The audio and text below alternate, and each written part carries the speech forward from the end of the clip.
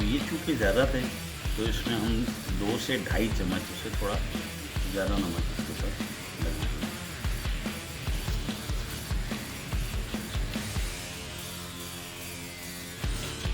याद रहे कि ये जो गिलटियाँ बनी होती हैं इनको आप तोड़ लें, वरना कहीं ज़्यादा और कहीं कम हो जाता है।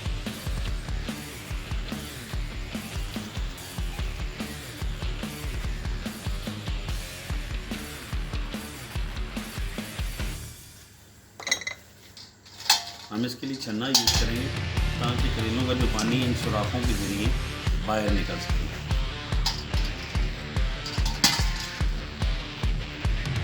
अब देख रहे हैं ना, पहले हमने चूरा किया था, उसका पानी निकल भी चुका है काफ़ी, और कड़वाहट की खुशबू भी, जो कहते हैं कड़वी खुशबू, वो हमें आ रही है।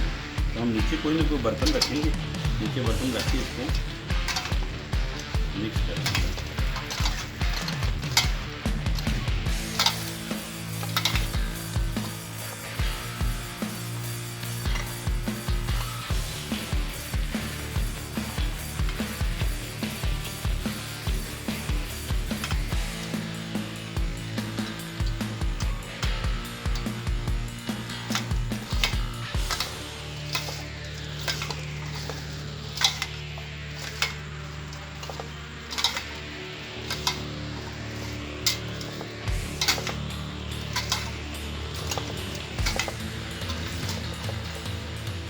नाज़रीन, हमने इसको अच्छे से नमक मिक्स करके इसको 8 से 10 घंटे के लिए ढाँप के हमने रख दिया। ये पूरे 12-13 घंटे बाद करेलों में थोड़ी थोड़ी सी खुश्की आ गई है, लेकिन ये खुश्क उतने नहीं है जितने अचार के लिए होने चाहिए। वो नीचे वाला जो चूरा आपको बताया था, ये लदा हमने काटा था, ये भी काफ़ी नहीं छोड़ गया। अब देखना ये कि इसमें पानी जितना छोड़ा था, ये कतरे वो खुश्क हो चुके हैं रात भर में। तो अगर नीचे गिरा हुआ पानी खुश्क हो सकता है गर्मी में, तो ये भी खुश्क होंगे। हम इसमें काफ़ी मिकदार में नमक लगा चुके थे। हम इसको अब थोड़ी सी इसको धूप लगाएंगे कुछ देर, और धूप लगाने के बाद इसको अचार मसाला लगाएंगे। ठीक है, अभी हम इसमें चूँकि नमी बाकी है और ये नमी अचार को ख़राब कर सकती है, इसलिए 12-13 घंटों के बावजूद इसमें नमी बरकरार है, क्योंकि पानी इसका ठीक से नहीं निचड़ा। तो हम इसे कुछ देर के लिए धूप में रखेंगे। आइए इसे धूप में रखेंगे, इसको कड़ी धूप में रखेंगे। आप देख रहे हैं इसको इस तरह से फैलाया ताकि ये अच्छे से सूख सके। तो हम इसको 1 से 1.5 घंटे धूप में रखने जा रहे हैं। नाज़रीन, ये हम करेले ले आए हैं ये छाँव में, और ये आगे धूप में। अब क्योंकि यहाँ मच्छर मक्खियों का भी अंदेशा है, तो हम इसे 1.5 से 2 घंटे कड़कती धूप में रखेंगे, और घर का वो हिस्सा हम इस्तेमाल करेंगे जहाँ ज़्यादा देर तक धूप रहती है। तो ये हम इसे थोड़ा तिरछा करके यहाँ रखेंगे ताकि सारा दिन इसे धूप लगती रहे। तो हम 2-3 घंटे इसको धूप में रखेंगे, बाकी का मसाला हम बाद में लगाना रखेंगे। लीजिए नाज़रीन, ये हमने 1 नहीं 2 नहीं बल्कि पूरे 2 दिन, इसको पूरे 2 दिन हमने धूप में रखा, और ये काफ़ी ड्राई हो गए हैं। क्योंकि इनमें अगर हल्की सी भी मॉइस्चर हो जाए या नमी हो तो फिर ये ख़राब हो सकते हैं, इसलिए हमने देखें कितना अच्छा उसका मॉइस्चर गायब कर दिया। तो हम इसको डालेंगे पहले इस कढ़ाई में। ये वो कढ़ाई जिसमें हमने मसाला भुना था, थोड़ी हीट अप है तो अच्छा थोड़ा गर्म रहे। मसाला आपको पता है नाज़रीन, हमने इससे पहले लगाया था, ये थोड़ा सा छिन के यहाँ आ गया, इसको भी हम इसमें डालेंगे। अब क्योंकि इसमें पहले भी काफ़ी मसाला लगा हुआ है, और ये वो चूरा है जो किनारे थे करेले के, आप देख रहे हैं वो भी इसके अंदर मौजूद हैं। तो करेले काफ़ी ड्राई हो चुके हैं, खुश्क हो चुके हैं, और अब पूरी उम्मीद है कि ये ख़राब नहीं होंगे। अब इसमें हम वो पिसा हुआ मसाला जो ग्राइंड किया था वो थोड़ा सा और डालेंगे, ठीक है, ताकि मसालेदार और इसमें कड़वाहट ख़त्म हो और खटाई थोड़ी सी ज़्यादा आए। अगर हम खटाई ज़्यादा रखना चाहते हैं तो फिर हम इसमें थोड़ी राई, तकरीबन इतनी राई साबुत और डालेंगे, क्योंकि अचार में अच्छी लगती है, दांतों में आती हुई। और हम इसमें मेथरे भी थोड़े और डालेंगे, इतने मेथरे हम इसमें और डाल रहे हैं। इसी तरह हम इसमें 1 चुटकी सिर्फ अजवाइन, जस्ट 1 चुटकी, और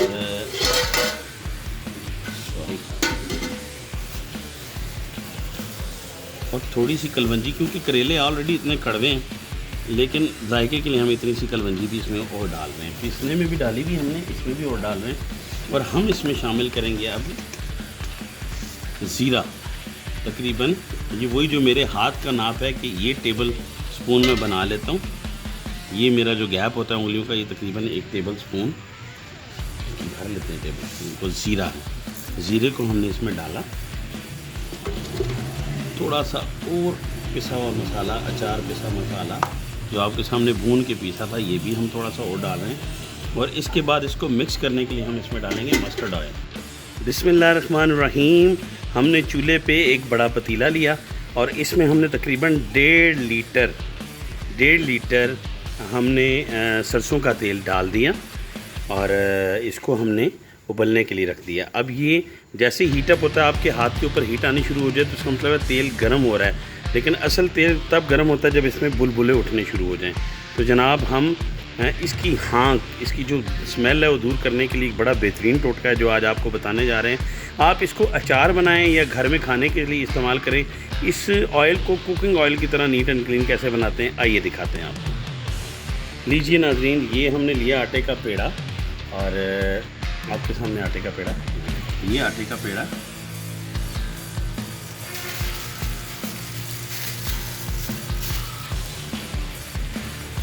इस इतने आटे के पेड़े में नाजरीन हम लेंगे सिर्फ इतनी सी अजवाइन लेंगे।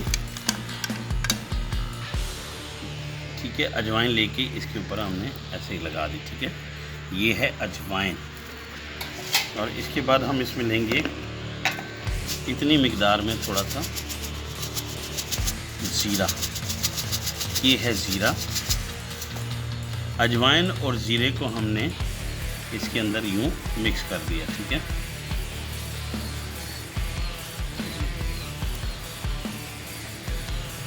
लीजिए नाज़रीन, आप देख रहे हैं, लाइटली उठाएं, ये देख रहे हैं इसमें आपको ज़ीरा भी नज़र आ रहा है और अजवाइन भी नज़र आ रही है। लेकिन हमने इसको इस तरह करना है कि ये इससे उतर के ऑयल में ना जाए, लिहाजा हम इसको यूँ फोल्ड करेंगे। ठीक है, और खुश्का इसलिए नहीं लगाया, हमने इसे थोड़ा सा ड्राई करने के लिए खुश्का लगाया था, लेकिन वो ज़्यादा नहीं लगाना ताकि वो इसमें बैठ जाता है और ऑयल को ख़राब कर देता है। वो जहाँ जहाँ ये नज़र आए आपको ज़ीरा वगैरह, वहाँ आप इसको चेपी लगा लें। ठीक है, और इसी तरह इस सूरत में हम इसको ऑयल के अंदर डालेंगे। ठीक है, ये जनाब आपने इसी सूरत में इसको इसके अंदर डालना है, ये जैसी भी हो रही है।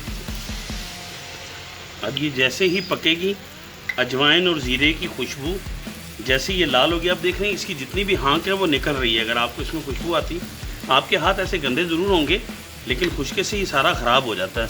आप कढ़ाई में देख रहे हैं क्योंकि हमारे कैमरामैन ने लाइट भी लगाई है ताकि आप इजीली देख सकें।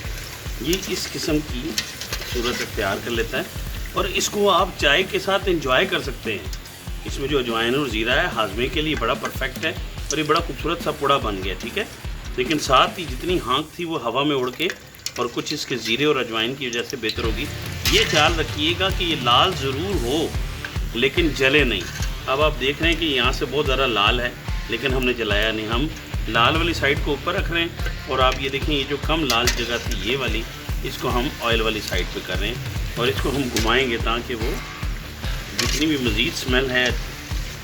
अच्छा, इसको उबालने का जो असल मकसद होता है, स्मेल तो खैर इतनी बुरी नहीं होती मस्टर्ड ऑयल की, वो एक सूंधी सी खुशबू होती है, लेकिन इसमें जो कड़वाहट और थोड़ी सी जो तुर्श होती है ना स्मेल, उसको दूर करने के लिए हम ये टोटका करते हैं और ये सदियों से चलता आ रहा है।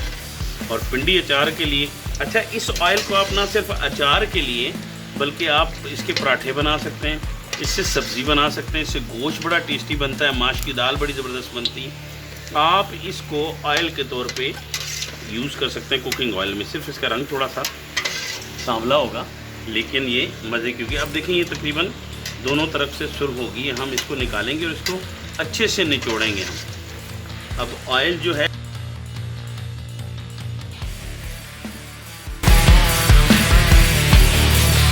पानी का एक बूंदी लगा, लेकिन हम अब साथ साथ आपकी आंखें जलेंगी कड़वाहट से। लेकिन अजवाइन और ज़ीरे ने इसकी स्मेल काफ़ी हद तक दूर कर दी है। हम इसे निकाल देंगे और ऑयल को ठंडा होने देंगे नाज़रीन। अब आप ऑयल को बार बार चेक कर सकते हैं, यहाँ ऐसे चेक करें, अगर आपको हीट फील हो रही है तो उसका मतलब ऑयल गर्म है। फिर कुछ देर बाद आप फिर चेक करें, देखें हीट फील नहीं होती तो इसको ठंडा करके डालें, वरना अचार आपका ख़राब हो सकता है। थैंक यू, आगे चलते हैं। मिक्स करने के लिए हम इसमें डालेंगे मस्टर्ड ऑयल, जो कि हमने पहले ही इसे लाल कर लिया है। ये थोड़ा सा हम मस्टर्ड ऑयल इसमें डाल रहे हैं ताकि मसाला पकड़ ले। उसके बाद हमने थोड़ा स्पाइसी करने के लिए 1 चम्मच, तकरीबन 1 चम्मच हम इसमें लाल मिर्च की और डालेंगे। नमक चूँकि पहले ही लगा था, कम हो तो नमक तो हम बाद में भी डाल सकते हैं। अब हमने चूँकि इसमें मस्टर्ड ऑयल भी डाल दिया, हम इसे मिक्स करेंगे।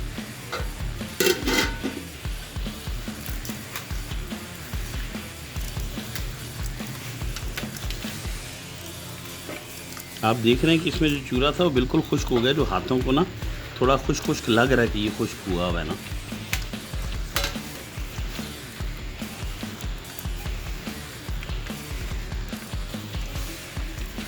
इसमें मिक्स करना इसलिए भी ज़रूरी है कि करेले जितने भी हैं उनको अच्छे से मसाला लग जाए।